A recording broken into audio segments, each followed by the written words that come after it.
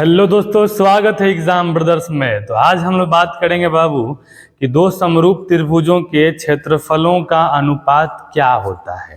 ठीक है, तो आप यहाँ देख सकते हैं कि आज हम लोग प्रमेय के बारे में बात करेंगे और वो प्रमेय ऐसा है कि दो समरूप त्रिभुजों के क्षेत्रफलों से संबंधित है बाबू।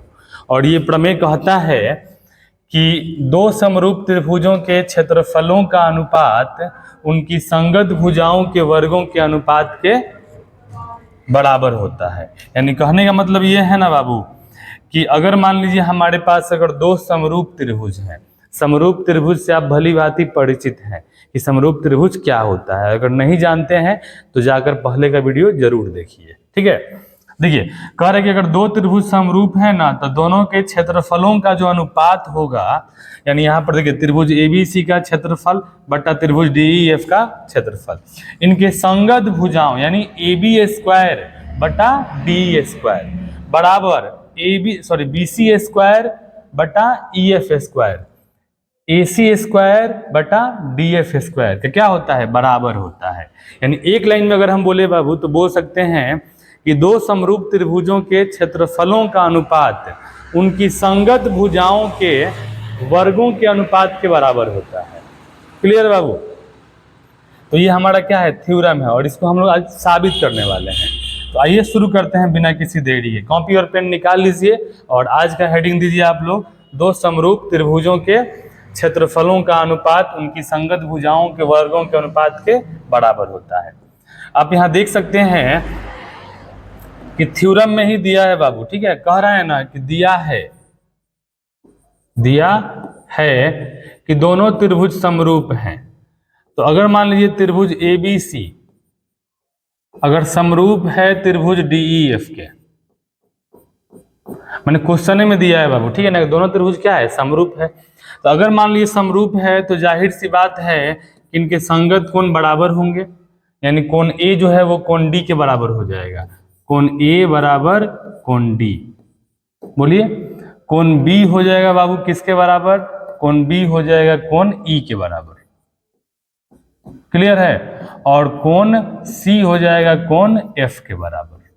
यानी आप यहाँ फिगर में देख सकते हैं कि प्रमेय में ही कह रहा है ना कि ये कोण A जो है वो D के बराबर हो जाएगा और B जो है वो E के बराबर होगा और कोण C जो है वो किसके बराबर होगा, कोण F के बराबर होगा। क्यों? क्योंकि दोनों समरूप त्रिभुज है। तथा समरूप त्रिभुज का एक कंडीशन और है, कहता है ना कि इनके संगत भुजाओं का अनुपात हमेशा बराबर होगा। तो AB बटा DE बराबर, यानी AB बटा DE बराबर, बोलिए BC बटा क्या होगा, EF, यानी ये हो जाएगा BC बटा EF बराबर, बोलिए उसके बाद क्या, AC बटा DF। ठीक है, तो ये हमारा हो जाएगा AC बटा DF। क्लियर है बाबू? इसे बोलेंगे समीकरण नंबर 1। क्लियर है? यानी ये हमारा था क्या, समरूप त्रिभुजों का कंडीशन। यही दो कंडीशन होता है त्रिभुजों की समरूपता के लिए, आपको मैंने ये पहले वीडियो में बताया भी होगा। ठीक है, मुझे सिद्ध करना है, क्या सिद्ध करना है जी, लिखेंगे सिद्ध करना है, सिद्ध करना है त्रिभुज ABC का क्षेत्रफल, त्रिभुज ABC का क्षेत्रफल बटा त्रिभुज DEF का क्षेत्रफल, यानी दो समरूप त्रिभुजों के क्षेत्रफलों का अनुपात उनके संगत भुजाओं के वर्गों के अनुपात के बराबर होता है। तो संगत भुजा बताइए बाबू क्या हो जाएगा, एक हो जाएगा AB स्क्वायर बटा DE स्क्वायर, दूसरा बताइए बाबू, दूसरा इसमें हो जाएगा BC, तो हो जाएगा BC स्क्वायर बटा EF स्क्वायर, BC स्क्वायर बटा EF स्क्वायर, और तीसरा हमारा हो जाएगा AC स्क्वायर बटा, बोलिए आप लोग, DF स्क्वायर, DF स्क्वायर। ये मुझे सिद्ध करना है, क्या करना है जी, सिद्ध करना है। तो देखिए कभी भी प्रमेय में सिद्ध किया जाता है ना तो कुछ इसमें रचना भी किया जाता है बाबू। तो रचना में हम क्या करेंगे ना, कुछ नया नहीं करेंगे, हम क्या करेंगे कि A से लंब डालेंगे, A से हमने यहाँ पर BC पर एक लंब डाल दिया, ठीक है, जिसका नाम है AL। क्या नाम है बाबू, AL। और उसी तरह हम B से भी क्या करेंगे, लंब डालेंगे। देखिए डी से भी हम क्या करेंगे, यहाँ पे लंब डालेंगे, ठीक है ना, जिसका नाम क्या होगा, जिसका नाम होगा, देखिए इसका नाम हो जाएगा ए एल और इसका नाम हो जाएगा बाबू डी एम। तो रचना में हमने क्या किया है कि ए एल लंब बी सी डाला, लिखेंगे यहाँ पे ए एल लंब बी सी तथा बताइए डीएम लंब ई एफ, डीएम लंब ई एफ डाला, यानी ये हमें बाबू रचना करना ही करना है। क्लियर है। अब क्या करेंगे, बारी बारी से दोनों त्रिभुजों का क्षेत्रफल निकालेंगे, क्योंकि यहाँ पर क्षेत्रफल इंपॉर्टेंट है। तो सबसे पहले हम लोग लिखेंगे यहाँ पे प्रमाण, यानी अब हम लोग शुरू कर दिए साबित करना, ठीक है ना। तो सबसे पहले बाबू हम क्या करेंगे, त्रिभुज एबीसी का क्षेत्रफल निकालेंगे। तो आपको मालूम है कि त्रिभुज का क्षेत्रफल क्या होता है, फॉर्मूला 1/2 गुने आधार गुने लंब, 1/2 गुने आधार। तो बताइए यहाँ पे आधार हमारा क्या हो जाएगा, बीसी, आधार बीसी हो जाएगा। लंब बताइए, लंब यानी ये हो जाएगा आपका लंब ए एल, ठीक है। समीकरण नंबर 2, समीकरण नंबर क्या हो गया, 2। उसी तरह त्रिभुज डीईएफ का क्षेत्रफल निकालिए, लिखेंगे त्रिभुज डीईएफ का क्षेत्रफल, डीईएफ का क्षेत्रफल। तो बोलिए आप लोग क्या हो जाएगा जी, 1/2 गुने आधार, आधार उसका क्या हो जाएगा ईएफ, तो हो जाएगा ईएफ गुने, अब उसका बताइए बाबू, उसका लंब हो जाएगा डीएम, समीकरण नंबर 3। क्लियर है। अब देखिए साबित में कह रहे हैं ना कि इसका मुझे अनुपात ज्ञात करना है, तो अनुपात का मतलब दोनों को हमें क्या करना पड़ेगा, भाग करना पड़ेगा। तो आइए दोनों को हम लोग क्या करते हैं, डिवाइड करते हैं। लिखेंगे समीकरण 2/3 से, यानी 2 में 3 से भाग देने पर। तो अगर हम समीकरण को अगर भाग करेंगे ना, तो ये त्रिभुज एबीसी का क्षेत्रफल बटा त्रिभुज बताइए डीईएफ का क्षेत्रफल, डीईएफ का क्षेत्रफल, यानी जब भी अगर समीकरण को भाग किया जाता है ना, तो एलएचएस में एलएचएस, आरएचएस में आरएचएस भाग किया जाता है। देखिए ये क्या है आपका आरएचएस में, ये वाला है और ये वाला, इसको हमें भाग कर देना है बाबू।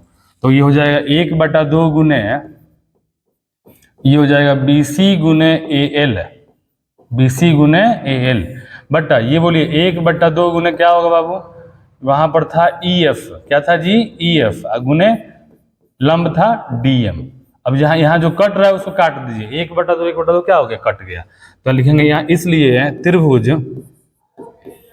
एबीसी का क्षेत्रफल, एबीसी का क्षेत्रफल बटा त्रिभुज डीईएफ का क्षेत्रफल। बताइए इसमें ऊपर में क्या बचा है बाबू, ऊपर में बचा है बीसी बटा ईएफ, बीसी बटा ईएफ गुने एएल बटा डीएम, एएल बटा डीएम, और इसे हम लोग बोलेंगे समीकरण नंबर 4। क्या बोलेंगे जी, समीकरण नंबर 4। तो आप यहाँ देख सकते हैं कि मुझे यहाँ ये वाला साबित करना है, ए बी स्क्वायर बटा D E square, B C square बटा E F square, A C square बटा डी एफ स्क्वायर। तो अगर आप यहाँ देख सकते हैं बाबू कि अगर यहाँ पे एल बटा डीएम की जगह अगर बी सी बटा ई एफ आ जाए, तो बीसी में बीसी से गुना होगा तो क्या होगा, बीसी स्क्वायर, ईएफ में ईएफ से ईएफ स्क्वायर, तो हमारा साबित हो जाएगा बाबू। ठीक है।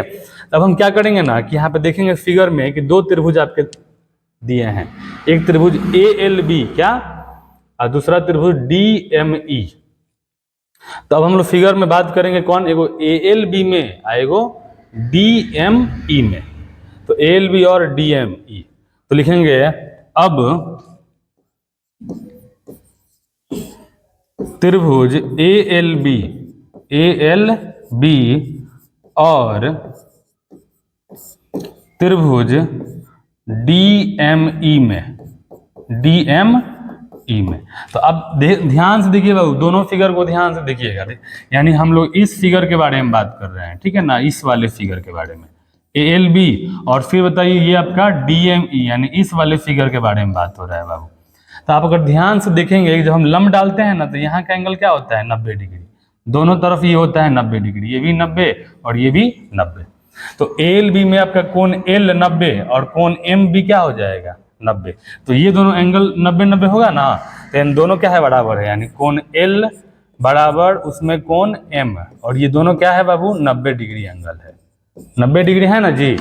आप यहाँ देख सकते हैं। फिर देखिए यहाँ पर ये वाला एंगल और ये वाला एंगल दोनों क्या है, बराबर है, क्योंकि हमें मालूम है। देखिए कोण बी बराबर कोण ई, तो यहाँ पर हम ऐसे भी लिख सकते हैं, यानी कोण बी बराबर क्या हो जाएगा, कोण बी जो है वो कोण ई के बराबर है। काहे भाई, क्योंकि समान कोण है, क्योंकि दो समरूप त्रिभुजों के संगत कोण क्या होते हैं, बराबर होते हैं, तो बराबर है। तो आप यहाँ देख सकते हैं फिगर में कि ये दोनों त्रिभुज के क्या हैं, दो कोण बराबर हैं। तो अगर दो कोण बराबर होता है ना विद्यार्थी, तो हम बोलते हैं कि दोनों त्रिभुज क्या है, समरूप है। तो यहाँ लिखेंगे इसलिए त्रिभुज क्या, ALB समरूप है किसके, त्रिभुज DME के। DME के बराबर है कि नहीं बताइए। और ये कैसे है भाई, तो ये दो कोण बराबर है, तो लिखेंगे कोण कोण समरूपता से।